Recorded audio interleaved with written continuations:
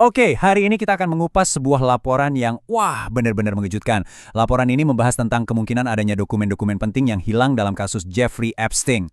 Langsung saja ke pertanyaan utamanya yang diangkat oleh investigasi NPR baru-baru ini.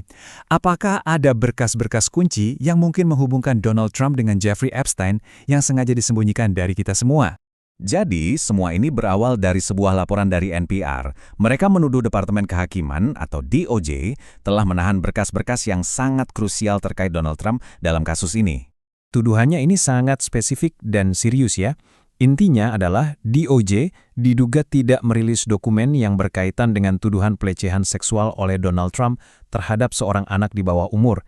Ini jelas mengindikasikan adanya potensi kurangnya transparansi. Dan kita di sini bukan cuma ngomongin 1 atau 2 lembar kertas loh.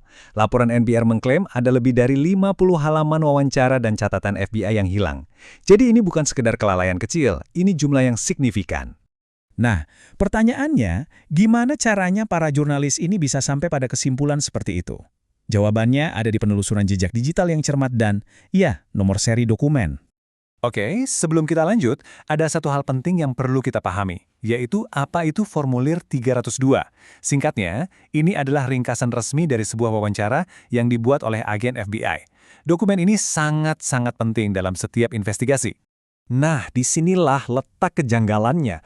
Log dokumen menunjukkan bahwa seorang penuduh sepertinya diwawancari sebanyak 4 kali, tapi hanya 1 dari 4 berkas wawancara itu yang bisa diakses publik.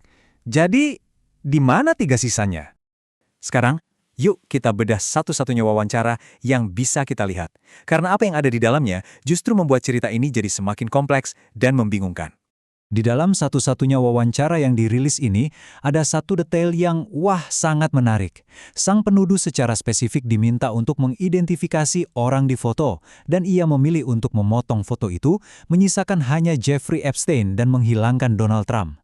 Tindakan ini kan langsung bikin kita bertanya-tanya, apa motivasinya? Apakah dia mencoba melindungi seseorang? Atau justru sebaliknya, dia ingin benar-benar akurat? Jadi, dokumen itu sendiri menyiratkan ada 2 kemungkinan interpretasi. Pertama, bisa jadi dia takut akan ada pembalasan kalau melibatkan orang-orang terkenal. Atau yang kedua, dia hanya ingin memastikan tuduhannya akurat dan tidak salah menunjuk orang yang tidak terlibat. 2 kemungkinan yang sangat berbeda kan? Ya, seperti yang bisa kita duga, tuduhan seberat ini langsung dapat respon resmi, baik dari Departemen Kehakiman itu sendiri maupun dari panggung politik. Penting untuk kita tahu dulu nih aturan mainnya. Secara hukum, DOJ memang boleh menahan dokumen untuk beberapa alasan spesifik, seperti melindungi identitas korban atau karena investigasi masih berjalan. Seharusnya ini bukan untuk alasan politis. Nah, disinilah ceritanya jadi terbelah 2. Di satu sisi, DOJ bilang mereka cuma mengikuti prosedur, berkas nggak dihapus, hanya ditahan karena alasan hukum. Di sisi lain, pihak Demokrat di Komite Pengawas menuduh ini adalah upaya ilegal untuk menutupi kasus. Jadi, ini udah bukan lagi soal sengketa dokumen aja. Ini sudah berkembang menjadi pertempuran politik yang besar, di mana kedua belah pihak sama-sama ngotot dengan versinya masing-masing. Pihak Demokrat di Kongres melihat ini sebagai upaya menghalangi proses hukum. Mereka bahkan sampai meluncurkan investigasi paralel sendiri untuk mengusut masalah ini. Tapi, Departemen Kehakiman nggak tinggal diam.